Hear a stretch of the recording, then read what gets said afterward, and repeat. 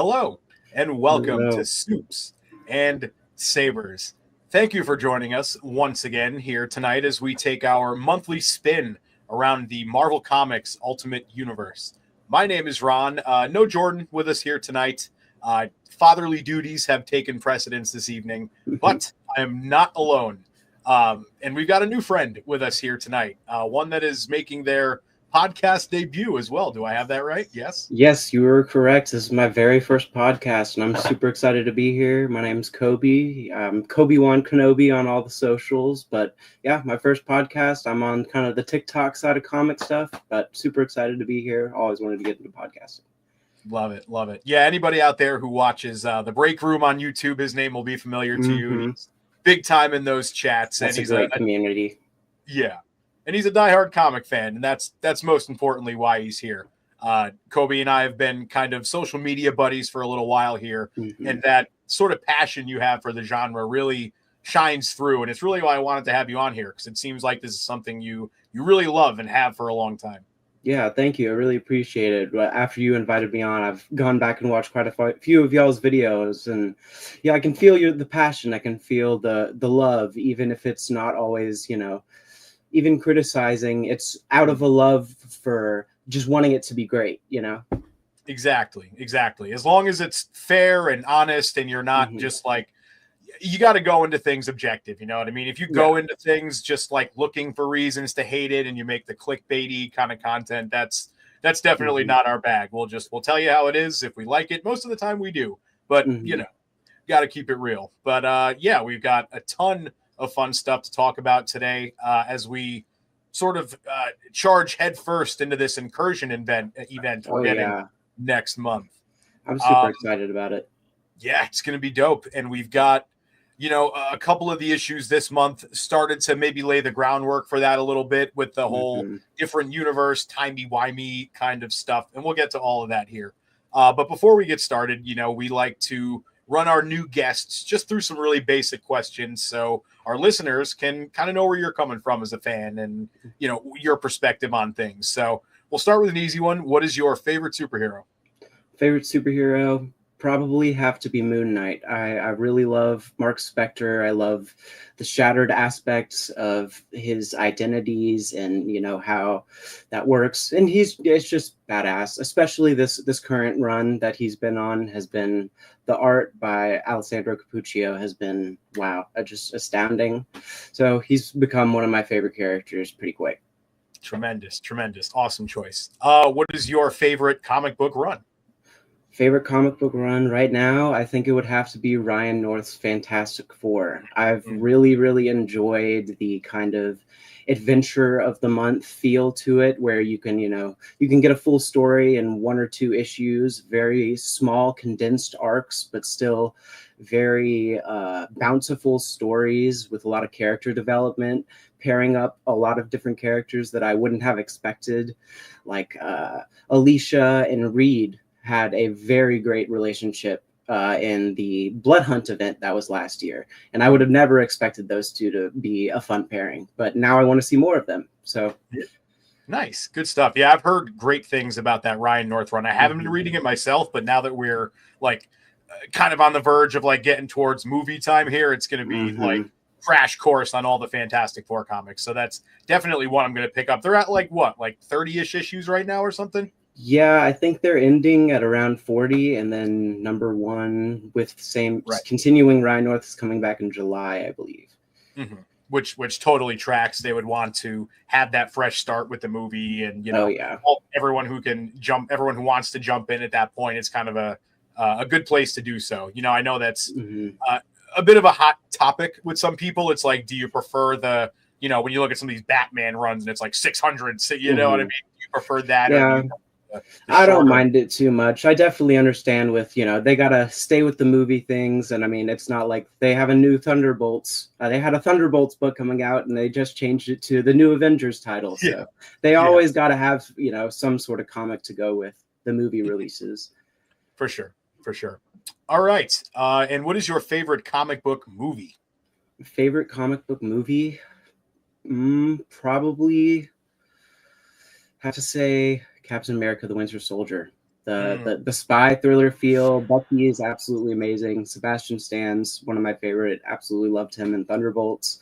His whole arc over, you know, from becoming the Winter Soldier all through now, you know, in Falcon and the Winter Soldier, he finally kind of wrapped up that arc, and he's not the Winter Soldier anymore. He's finally clear of his trauma. So all that being set up in that movie and the relationship between him and Steve, I really enjoyed. Love it. Love it. There's a reason that that movie is such a popular choice. Like when we ask this question, it is great. And it's the way that I look at it. It's almost like, I want to think of how to put it, because I don't want to make it seem in a way that I'm like casting out any other side of the fan base, but it feels like that's like the real Marvel fans, like, yeah, you know what I mean? And I mean, that was like the Russo's debut, if I'm remembering correctly. Mm-hmm. So yeah, really enjoyed that. Yeah, movie. No, it was great, and there's a reason that so many people love it. Awesome choices, all across the board. Very good there. So, as I said, we've got quite a lot going on in the Ultimate Universe this month. We're gearing up for incursions. Things are great, and we'll kind of go in chronological order here, starting with Ultimate Spidey, and then we'll work our way up to Ultimates, which we just got yesterday. So we got this Ultimate Spider-Man this month, and a few months back we saw Harry Osborn get shot by Kraven, and we were sitting here wondering, like, it was a pretty much a foregone conclusion that he was not actually dead there. Yeah, right? Yeah. Same here. I was like, there's no way that he's actually dead. And I was just trying to kind of think through how they were going to do it. I had a feeling it was probably something that in my heart, I had like a gut feeling Gwen had something to do with Mysterio, but I wasn't necessarily expecting a whole cabal of Mysterii. Yeah. I don't know. The plural of Mysterio. So yeah, but that was really, and I mean, we still got Quentin Beck. So yeah, it was a really cool issue. Yeah, it was, as you mentioned. So basically what we find out is that the entire Kraven thing was just a giant illusion. And the one behind it is Mysterio, who we find out is, like you said, Gwen Stacy. And it's this, the issue basically is just sort of taking us through how she's been able to keep this ruse up the entire time through this entire run, while nobody's really been the wiser. Although you were kind of the wiser. You kind of thought you did have a little something to do with it. After Harry specifically got killed, I was like, they're not going to kill off that major character. But I just thought, oh, it would be funny if she just like kidnapped, like what happened in this issue. She revealed herself and she was like, oh, hey, honey, what's going on? It's like, what the fuck? But we also discover in this issue that her and the rest of the Mysterios found out sort of a while ago now that this entire universe is a giant illusion. And it's very sort of fitting that they're the ones to figure that out, right? That this whole thing is just the Maker's plaything, essentially.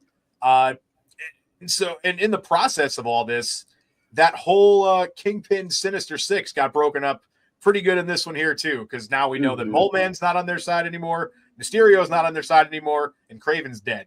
So I've really enjoyed seeing how, like, because I mean, even from the beginning, whenever the Sinister Six came together, I could tell that they were like, all of them had little schemes that were gonna, you know, overlap on each other, and they were gonna end up fighting. Yeah. So I really enjoyed seeing how all of that played out through the Savage Lands with Mole Man and Kraven, and now how Mysterio actually manipulated everybody as the other two were manipulating each other. Yep. It's sort of like the classic anytime you get villains teaming up thing. It's like eventually they're not going to be able to coexist in that, like, oh, I'm the best. Like, it's always going to take over, whether we're talking like Legion of Doom, Sinister Six, any kind of team up you can think of with the villains. But we also saw in this issue sort of a really quick sort of in passing thing. I think it was 2, maybe 3 panels. Otto gets a little too close to finding out that that Gwen is Mysterio, and she just like, yep, you're too close, you're fired. That might come back to bite her. That's definitely gonna lead him down a not so good path. I loved the shot at the final shot where he was just like cloaked in darkness and all you could see was his goggles. I thought that was really cool. Yes, 100%. It's like, oh yeah, that's coming for sure. And I'm especially excited to see because, like, I mean, he basically designed Peter's suit and, or at least helped to design Peter's suit and Harry's suit. And so I'm sure, you know, he has some back channel where he can hack into everything and screw with them somehow. Or at the very least, the Picotech suit with Richard. Ooh, the start, maybe that, the, you know, Octopus and Venom will kind of come together to. Dude, you took the words right out of my mouth. I was going to say, me and Jordan in these recent months have been like, just every month waiting, like, when is this suit that is like inexplicably sentient in its own right and like way too nice and willing to help? When is that switch going to flip? And I think this is the perfect opportunity to do it. And it's kind of interesting because we originally sort of were brainstorming, like, is it just going to be like, does the thing already have bad intentions and it's just really good at like pulling the wool over? Like, what's the deal? But I wonder if it's as much bad intentions as like it thinks I can take better care of Richard and MJ than you can. It's not like a, you know, you're not as good as I am, and so I'm going to take over your life and kill you and throw you away. Very much so. Very much so. So, like, is that going to be like, is that the sole driving thing behind the Picotech? Is it a little bit of that and a little bit of Otto like getting in there? Is it all just Otto like totally manipulating the suit from here on out and turning it into like a death trap for Richard? Like, it's very interesting to see where they're going to go with that over these next few months. I'm highly curious, especially in light of all this like incursion stuff. Like, how do you even fit that in, you know? Oh yeah, no, I'm sure. I'm really curious how, or if at all, they're going to tie in what's happening in the Ultimate Incursion in with, you know, if that's going to get mentioned at all in the main series. Yeah, it's interesting. There's a lot set up right now, and right up to the last panel of this, when we see you know, them talking about what's next now that they essentially can get the drop on Kingpin and all of these villains because they all think Harry Osborn's dead. Yeah, and I know I saw like in the next issue, the cover is like in the reflect. It's basically the helmet and Harry in the reflection, and his eyes are kind of yellow, like goblin yellow, and so I think he might definitely be turning toward more of a darker side, even if his intentions are to protect his family. Which is like, then it's like, where does that come from? You know what I mean? And one thing I will say about these Ultimates covers, though, especially Spider-Man, they're very good at misleading you and making you think one thing's coming, and then it's like, So I'm wondering if the yellow eyes is a bit of either a symbolic thing or just something they're trying to sort of deceive us outright, which we'll get into in the next issue we talk about here. But just in kind of wrapping it up, so it ends with them essentially talking about like they're going to be going to war now, and it says literally next issue, Ares War. So what do you think that war is going to look like? The war, I'm sure it's just going to be probably, I assume Green Goblin Harry's going to just go on a full frontal assault towards Kingpin and the Sinister Six, and sort of he's angry and he's being a bit reckless, being a bit rash, and Peter is going to have to come in and kind of try to rein him in. And maybe we might get Richard in there, sort of like what happened in this last season of Invincible, where Oliver kept trying to come in, but he wasn't necessarily ready for it.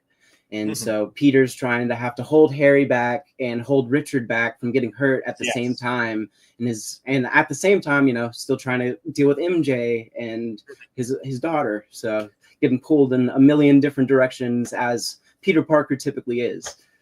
And the interesting thing is that Peter and Richard, right, and the whole family, they're still out in like Area 51 country. You know what I mean? They're out there on the run. So at least for the initial, like whatever's going on, they're not even going to be there to assist or like hold back Harry or anything like that. So that'll be interesting.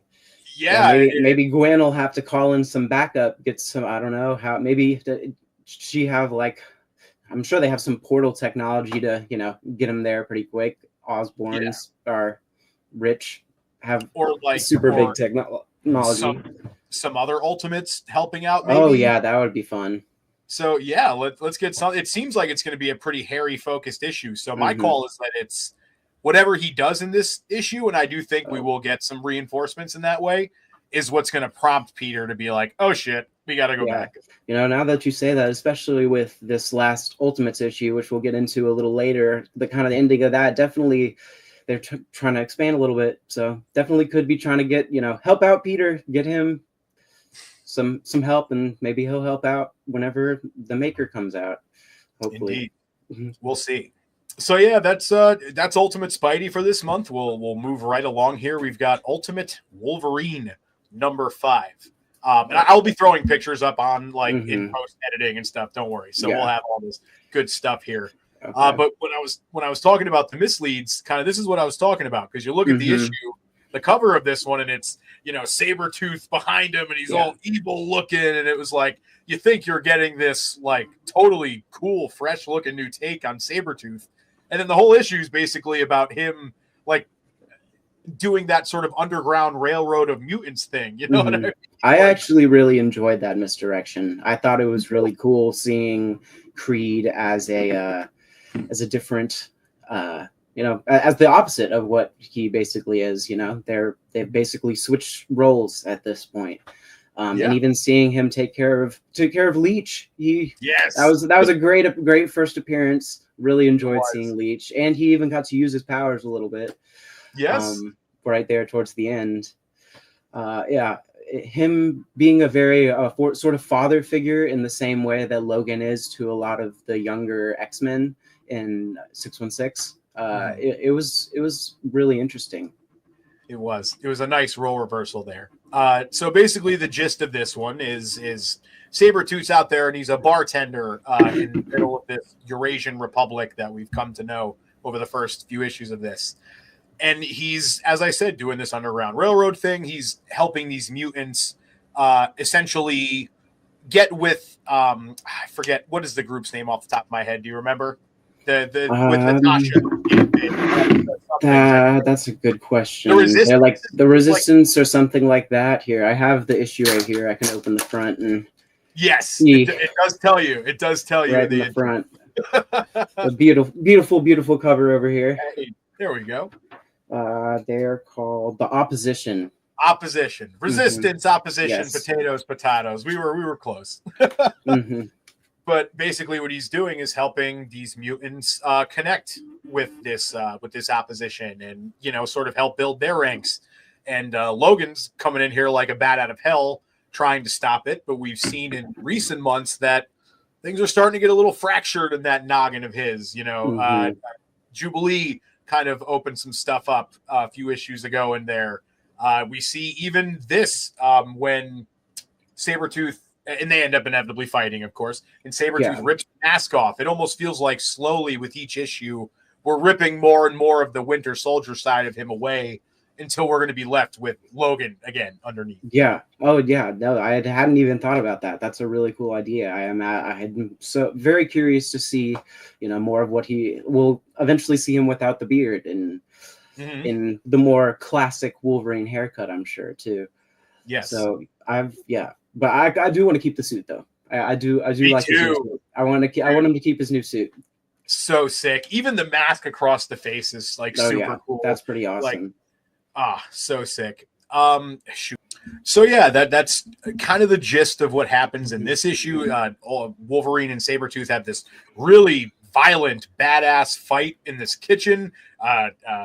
Sabretooth gets his arm sliced off. It's really cool, but it was really nice that it intercuts with this very emotional flashback that they have of sitting around the fire and Logan talking about, if I ever get captured, like, put me down, sort of thing. You know what I mean? So it was a cool contrast. And that definitely feels like a very Logan thing for him to say. And I'm definitely very excited to explore more of Creed's relationship with Logan. And even if he's on this kind of mutant railroad type of deal, Creed's relationship with some of the other X-Men, because they've always been opposed in the 616. So I would be really curious to see what type of friendship they would have with somebody like Gambit or Kitty Pryde, you know. Yes. Oh, Kitty Pride. Did I said Jubilee before, by the way. Kitty Pride is what I meant to say. Who does yeah. But yeah, that was basically the center of this issue, and it ends with Natasha rolling up, and as you mentioned, she shoots Logan with a poison dart, which shouldn't do anything. No. Yeah. But because Leech was chilling there, he was able to use his powers and sort of zap Logan's regenerative abilities, which was a really cool, really creative way to get him in, like you said, but also use his powers. Yeah. I love that I honestly, even if he hadn't used his powers, I would have the fact that Leech is now in the Ultimate Universe is enough for me. Yes. They just better not. They can't kill him off. If they kill him off, I might have to riot. Yeah. Especially, and he's pretty accurate too. There's been some crazy takes on characters in this universe, but that's basically the Leech we know. Little cute Leech. Love it. One more question just before we move on from this. Do you think it's too soon to flip Logan from the whole Winter Soldier thing? Would you have maybe liked to see that go another arc, or do you think it was good to we did it off the rip, let's get it out of the way, and let's focus on other stuff? No, I think it's probably going to come to a close with this 6th issue, and I think I'm okay with that. It's kind of had its course. I had a lot of issues with the 4th issue because I felt like it was kind of it felt like a lot of the Wolverine stories that we've already gotten. We've explored, as cool as it is, we've explored the idea of Logan being a weapon of somebody else, being a weapon against his will so much in comics. And it's been really cool to explore a different take of that on this universe, but I am kind of ready for them to get onto more of the team up stuff and revealing a lot more of the backstory. Agreed. And they got to cut my girl Jean down from that fucking thing that they got her in. I mean, is Xavier just going to be like a brain in a jar now? He's like, where's his body? I'm picturing him like one of the brains from Baldur's Gate 3 that just crawls around. Just a brain in a chair. Oh yeah, that'll be perfect. Like Futurama type shit or something. Oh my god! You can make a tiny little version of the yellow floating chair for the brain. Yes, just like love it. Oh man. All right, so that's basically it for Ultimate Wolverine this month. Very sort of concentrated issue, but a lot of fun. Moving on, we had Ultimate Black Panther number 16. And this one kind of picks up where the last one left off. We knew that T'Challa was no longer able to wear his last vibranium suit because essentially this vibranium entity, as it were, that we know as a name to it, is Addy, however we say that. And basically T'Challa and Storm go to confront this thing, and it was kind of interesting. The Black Panther, the first 10, like everything with the Moon Knight, I loved. I thought it was awesome. Like like some of the best shit we've gotten in Ultimates, period. I feel for me, it's maybe a little bit been kind of struggling to find where it's going next over the last few issues, but I think this one did a good job of setting us back on course. I liked it a lot. What did you think? I definitely enjoyed it. I enjoyed kind of getting a little bit more of a resolution with this entity, the person that was possessed, revealing a lot more of, I like the ominous statements that they made where it just kind of reveals a little bit, gives you a little, but doesn't give you too much that you're kind of overloaded with a bunch of story. Very much so. Mm-hmm. What you mentioned those ominous comments. So that was when I said that I think it kind of got us back on a good track this week. Mm-hmm. They did throw some things in there that kind of rehooked you, right? This entity basically doesn't attack T'Challa and says, what does he say? That they're essentially favored, right? Yeah. Because this vibranium was discovered in Wakanda, and it's making these statements of, why do you think that like your bloodline has been able to be like sort of like the bearers of this for so long, and they are coming, and you will play your role in their will.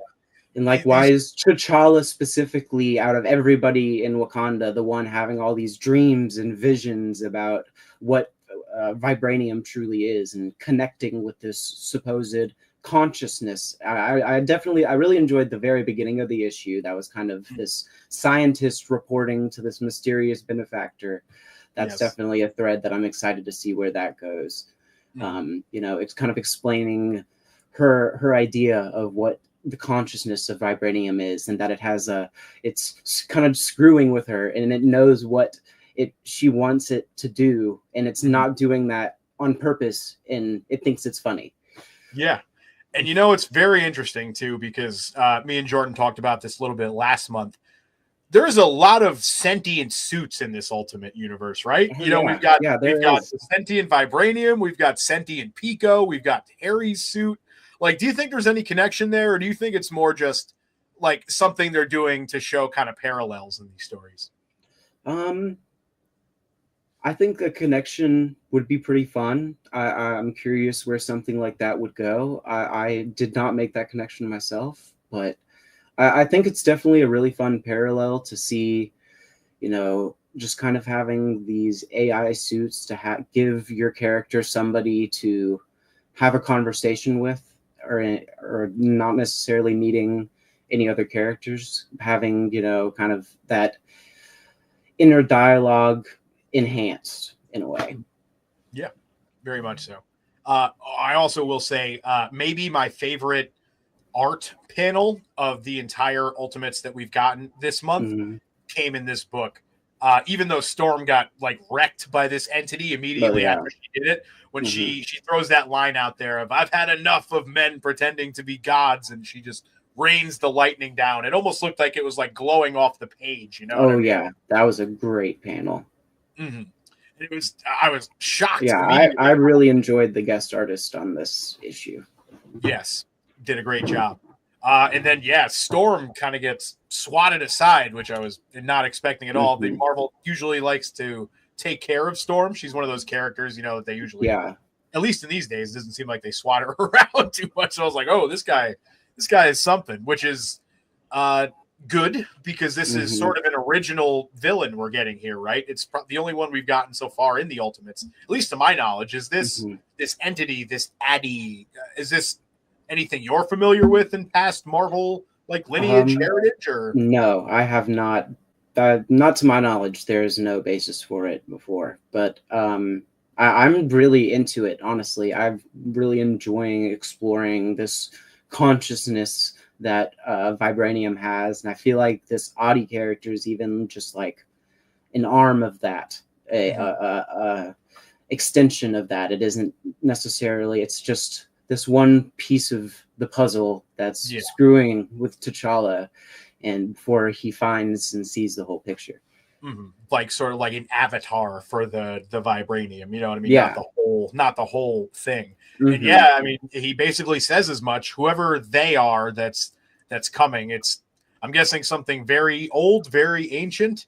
And that's why it's tough to even speculate on, because this story being an original and not really having any basis in past comics, it's tough to like be like, where's it? You can't be like, oh, this is gonna relate back to Killmonger somehow because 20 years ago they did this. You know what I mean? It's like we're in totally fresh territory here, which is really cool and really rare in like Marvel and DC these days, just because it's so established, right? It's tough to get brand new characters and brand new concepts in there in a way that makes sense and that people care about. So hopefully they're able to continue doing that with this.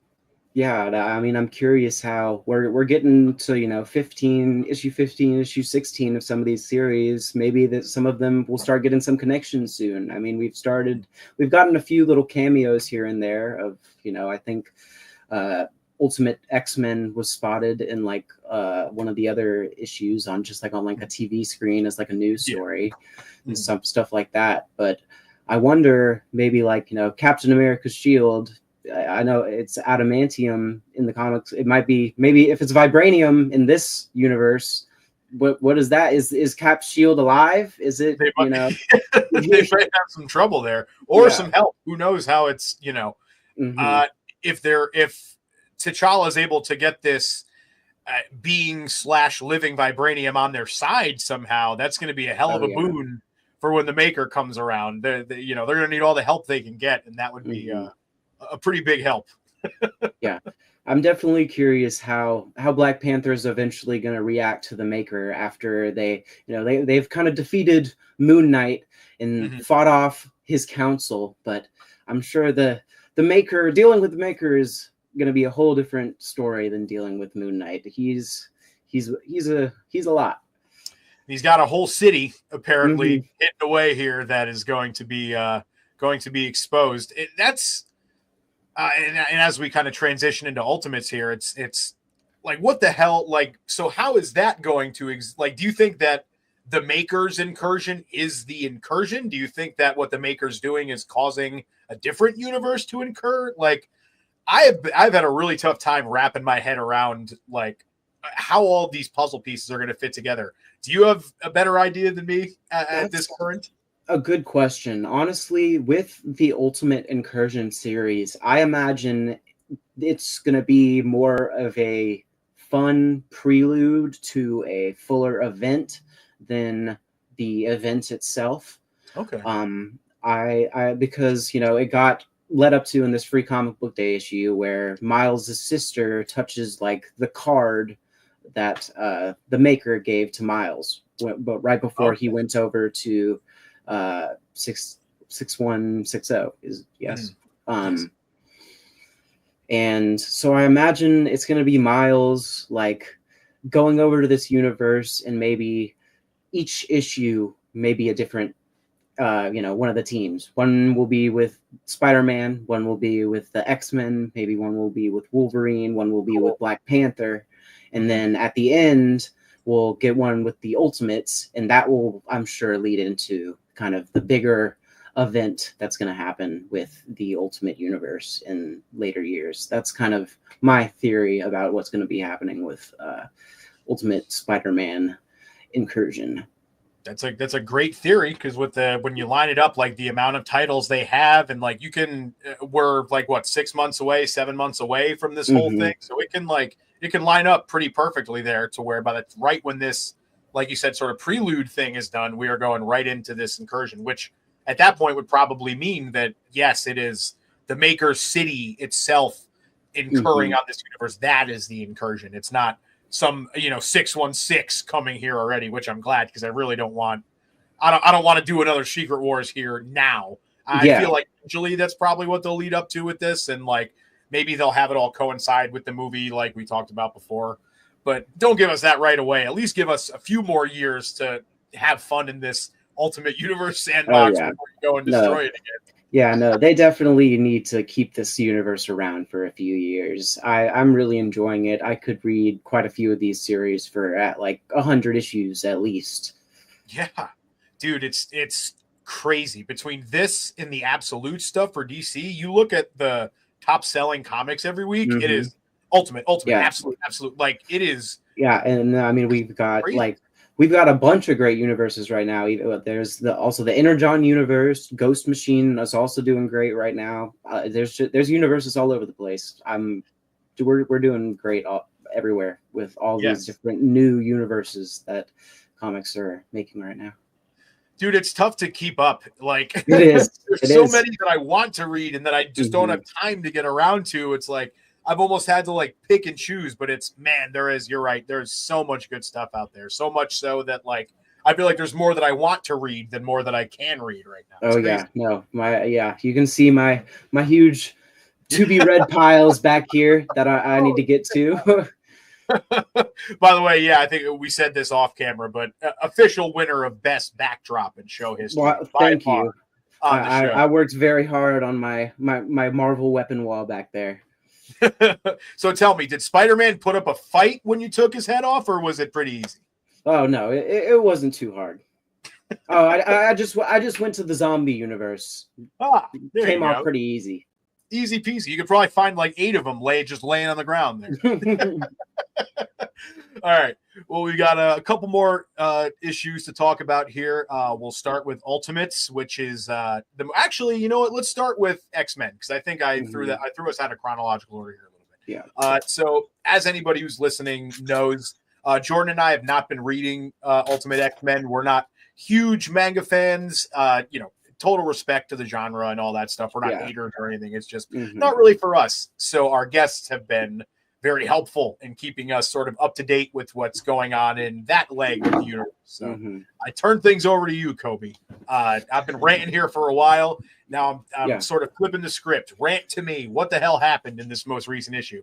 Well, I really enjoyed this issue. We got a lot more of Rogue, and we kind of got a few of the characters who have not gotten as much of a chance to shine through the past few issues.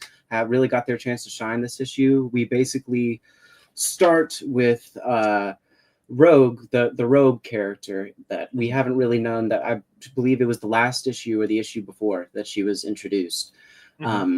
She is at this dinner with Psylocke's older brother, who used to be a police officer, and they are researching this, this mutant cult that has been appearing with the Meister and Viper leading it, and basically trying to figure out what they're trying to do with all these experiments that they're doing on the members of the cult. And Rogue ends up telling the older brother that Psylocke has been involved in some of these kind of crazy adventures, and that she has a few friends. And the older brother's like, "Oh, gosh, she has a friend." That was his takeaway from the from what she told him.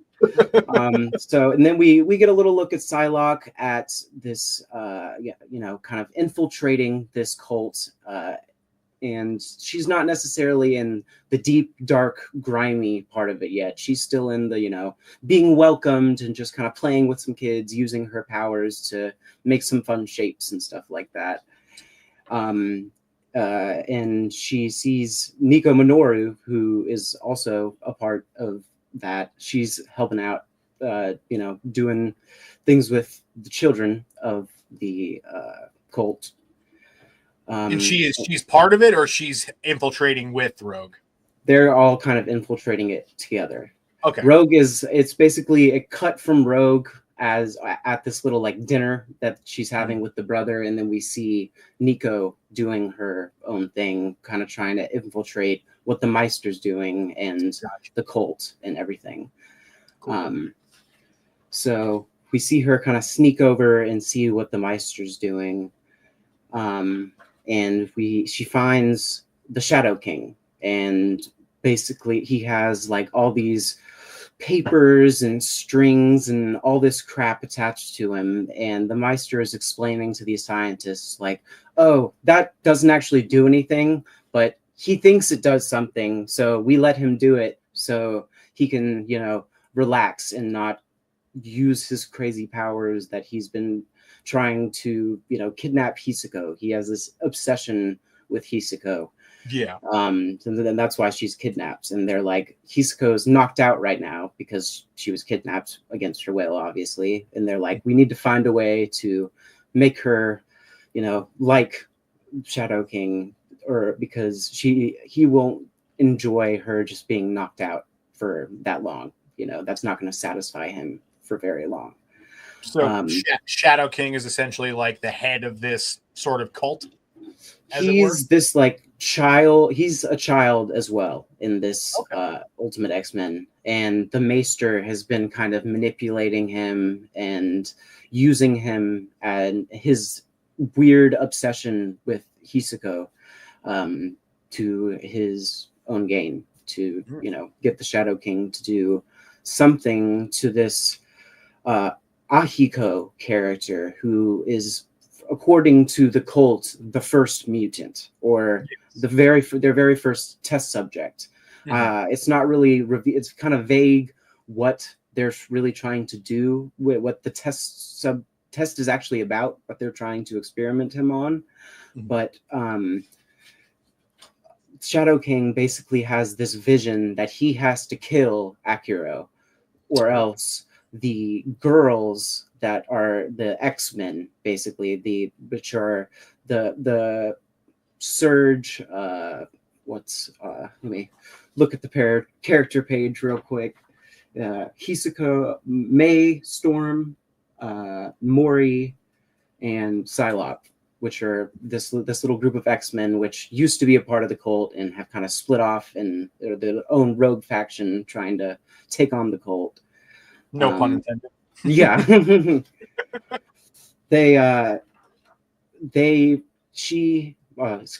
Shadow King has to kill Akiro, or else those girls are going to come and try to get Hisako back because she got kidnapped. And one of the girls, Mori, who she doesn't really have a 616 equal yet. I'm not really sure what her power. I think she has some sort of telepathic powers, but I'm not really sure what her 616 equal would be. She's the one that's been communicating like since the start with this sort of like entity thing, right? Or am I mixing them up? No, that's Hisako. That's armor, basically. Okay. I was mixing them up. And then she has the kind of little bunny ears. Character. Right. Yeah. So she has this vision of Akiro that kind of, and I think it's partially because of Shadow King. So kind of him channeling his powers to want to kill Akiro maybe causes her to have this vision and wanting them to go and figure out who this guy is and find armor, basically. So they are sent on this mission. They go try to find Hisako and the Akiro. And then we see, we come back to Rogue and Psylocke's brother at the very end, and they have files on Akiro before he was like experimented on, because he's in very rough shape, very like it's got scar tissue all over his face. He's like super chained up in like an X position, but we see that he used to be a normal guy.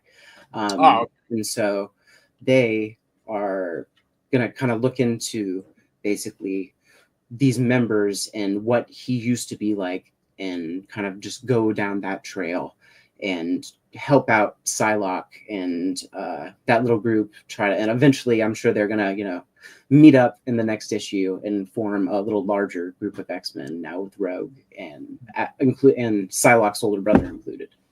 Interesting. So these sort of captured like test specimens, they're non-mutants. They're just regular old dudes. And the test subjects are like cult members. Okay. Interesting. And so, and a lot of these, it's a lot of parents in the cult, and then a lot of children that aren't necessarily wanting to be there, but they're just there because they were born into this cult. Okay, interesting. I wonder if they'll try to find a way to like make this cult. And I haven't read it, so I'm just throwing shit at the wall. I wonder if there's any way to try to like maybe this cult has some tie with like Ultimate Hellfire Club Society. Like maybe that would be. I'm just trying to think of some way they could. I know Meister is basically the front-facing person of this cult. But Viper, who's a part of the Maker's Council, is ahead of him. Meister answers to Viper. So I'm sure that now that I doubt they're going to be able to beat the X-Men. Those girls are going to get Hisako, and probably I'm curious what Shadow King's eventual story is going to be, if he's going to stay evil the entire time, or if he's going to have some sort of redemption eventually. But yeah, I think that Viper's not going to be very happy once Hisako gets stolen back. And then, Maker won't be too far after that. So nice. And then, eventually, and like I thought before Ultimate Wolverine was announced, I thought Akira might have been Logan, or, even Logan's son. It's still possible, honestly, that could be Logan's son, because, I'm sure Logan has lived a pretty long life at this point. Maybe Deadpool too. You said he was all scarred up. Yeah, he has the like Wolverine haircut almost. Oh, okay. If I can find a panel of him in here. You see the kind of very Wolverine-y haircut that he very much made me think it was a Wolverine character. Yeah, so, you're spot on there. Mm-hmm. Yeah. Good stuff. Well, that looks exciting. Very exciting. Yeah, I'm very, very excited about the future of that. And, even if eventually if it's going to connect with Ultimate Wolverine, because that's like it says in the beginning of each issue, this is the Russia, the Eurasia, and in Asia is the only mutant activity in the entire world. Mm-hmm. So I'm very curious when those are going to cross over. Those paths will cross very soon for sure. All right, we got one more to get to here. Awesome. Perhaps the most impactful one of the month. Oh yeah, Ultimates number 12. Denis Camp mentioned on X, Twitter, whatever you guys want to call it, that this was a big one and that it was a lot leading up to this. So there was a lot of hype heading in, and it delivered. We find out that this Immortus engine, that essentially Tony has rebuilt himself with after being killed by the Hulk, allows him to see through time. And he goes back to this fight that they have with the Hulk, and he basically sees two realities overlapping on top of each other. One where they all get killed, one where Doom steps in and saves the day. This one was admittedly a little confusing to me because I wasn't sure. I was like, what? Like, how does that make sense? Yeah. But apparently what's been happening is Doom / Reed has been this 4 project that he's been working on that we thought was to bring back his family. I mean, I guess it was, but just not in the way that we thought, giving the powers to the rats and stuff. No, he was trying to go back through time and actually prevent this from happening. That's what he's been working on this whole time. He's been deceiving the Ultimates. But I'm still a little confused. I don't know if you are as well. And this always happens when we start to get into this timey-wimey stuff in comics. It's a little like, oh God, what the hell?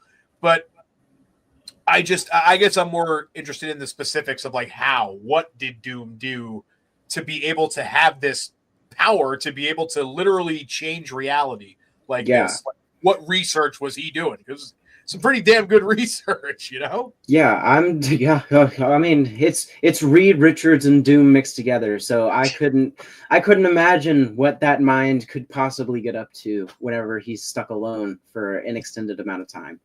Yeah.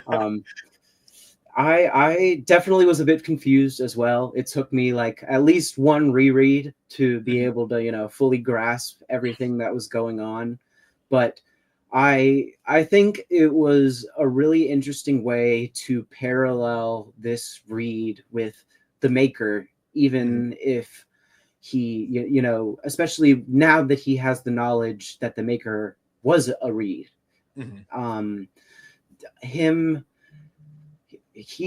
They were all fighting against the Maker for doing exactly what he's doing and going and doing a bunch of timey-wimey stuff and messing with everybody's powers. And now he's just kind of trying to do it back. And I definitely enjoyed it as a parallel for those two characters. And I thought that it was definitely something that Doom would do, but like with the Reed Richards science-y spin on it of trying to resuscitate his family.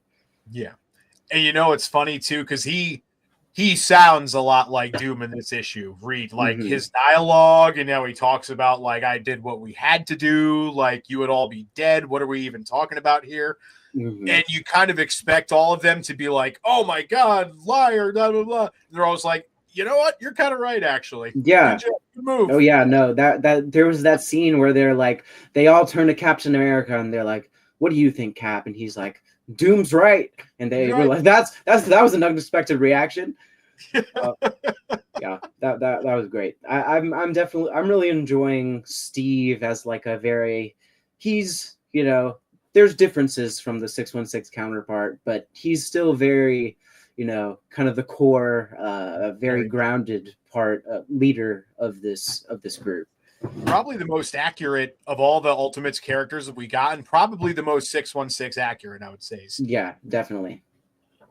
But yeah, this, they all sort of have this moment, where they all lay their cards on the table. Doom tells them all this, and that he has apparently found a way to punch through the Maker's barrier, which is going to be very interesting to see how they do that. That's probably, again, going to be incursion-y type stuff, you would imagine, punching holes in different pocket universes and such, as it were. But they talk about Tony tries to look into the future past when the Maker comes and does all of this, and he says it's just white, which would probably indicate that he wins. So yeah. And then I loved the framing of whenever Doom was telling them about that, about how after he said it, he stood right in front of that white screen. And so Doom was just surrounded by this sea of white. I thought that was really good visual storytelling. Could be a little ominous foreshadowing to Secret Wars 2 when he takes out the white. Yeah, or whatever it would be. I think. And I mean, even bringing it back to what the Guardians said about how either two men of metal, one will bring doom to the universe and one will save it. But I couldn't remember which one was which. Yeah, and now it's like there's three people that we could be. It's either Tony, Cap, or Reed. So it's like you got to kind of pick which of those three is going to be the one to bring it down, which is going to be the one to lift it back up. I don't know, man. In a good way, though. It's exciting. It's there's so much still unanswered in the Ultimates, and that's a lot of fun, even despite the big reveal that we've been wondering about for a few months now. Who was the mole in the Ultimates? We know it was the Wasp. Wow. Yeah, I definitely was not expecting the Wasp. I had a little suspicion of maybe Ant-Man to kind of just do he's going to try to be good, but no, he's still bad. He failed. But no, but I think I'm very interested to see what Janet's role is going to be going forward, because it's they made it seem like it wasn't out of malice necessarily, but just out of wanting, she just wanted protection for her and Hank. Yeah.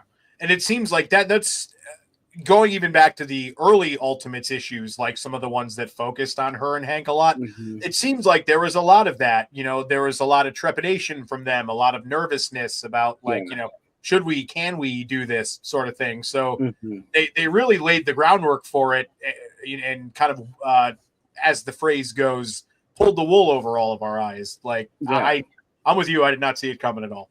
And I mean, do you think Hank knows?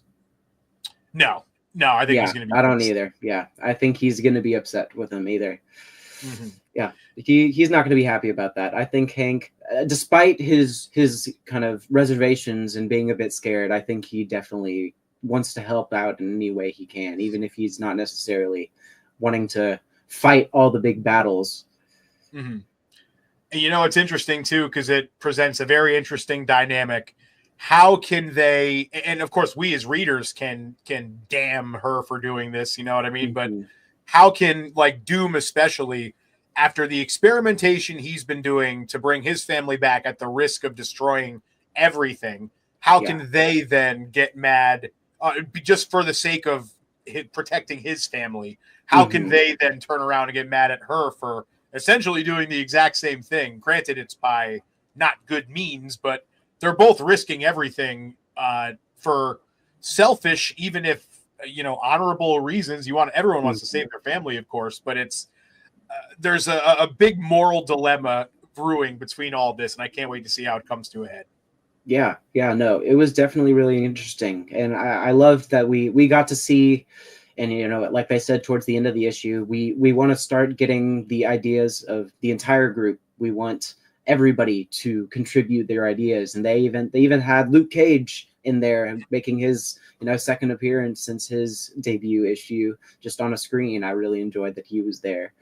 I'm really curious to see how, despite the fact that I think that the main focus is going to be that trio of Doom, Iron Lad, and Captain America, how we're going to start to see more of the other Ultimates get their perspectives into the plans of what's going on and how to, repopulate this world with superhumans.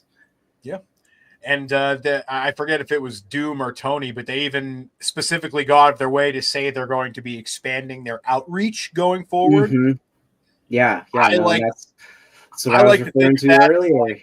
They've already got most of the heroes here, so I'm hoping it means like outreach up there. Give us some cosmic shit, you know what I mean? Like we see the Celestials, and we see this Kang, when they're looking for the Kang looking person. Mm-hmm. Yeah, I'm really curious, and I mean he was on one of the variant covers so I'm very curious to see who that is. I don't know. That doesn't feel like something the maker would make for himself, just like a Kang outfit.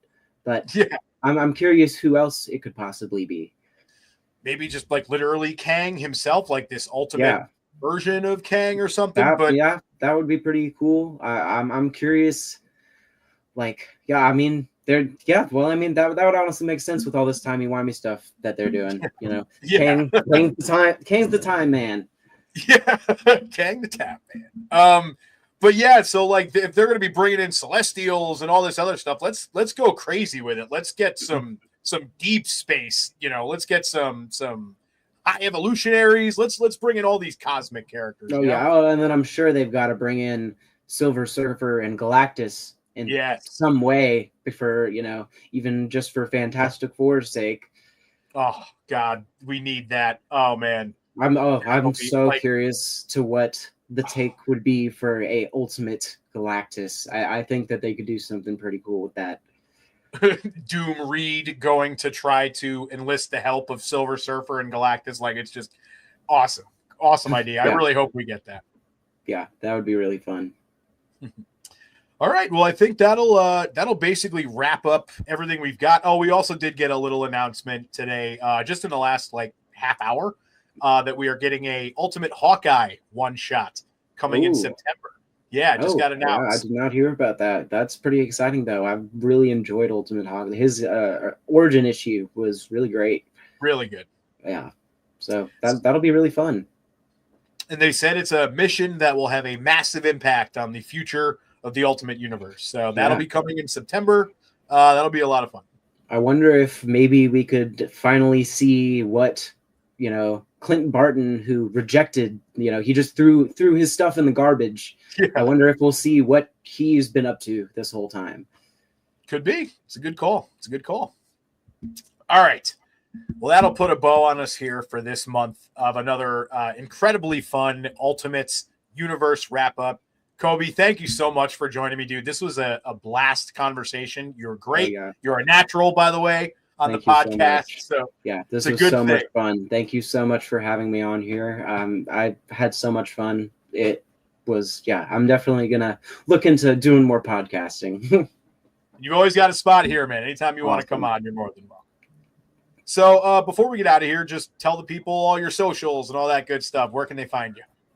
You can find me at Coby, Coby, Juan Kenobi 99 on pretty much all my socials, TikTok, Instagram. I have a Twitch, Twitter. YouTube is Coby's Comics, Collectibles, and Legos. I've been a bit lacking on the YouTube content, but been focusing on the TikTok stuff lately. But I'm going to get back on it in a little bit. So, you can follow me all there. Had a super fun time. Thank you so much again for having me on. Of course, dude. Of course. And you can find us out there at SupesandSabers on Twitter, Instagram. We put all this stuff in the bio too. So all of our accounts, all of our socials, all that stuff. If you want to follow us, just go look in the description below. But with that said, thank you so much all for listening with us here tonight, and we will catch you on the next one.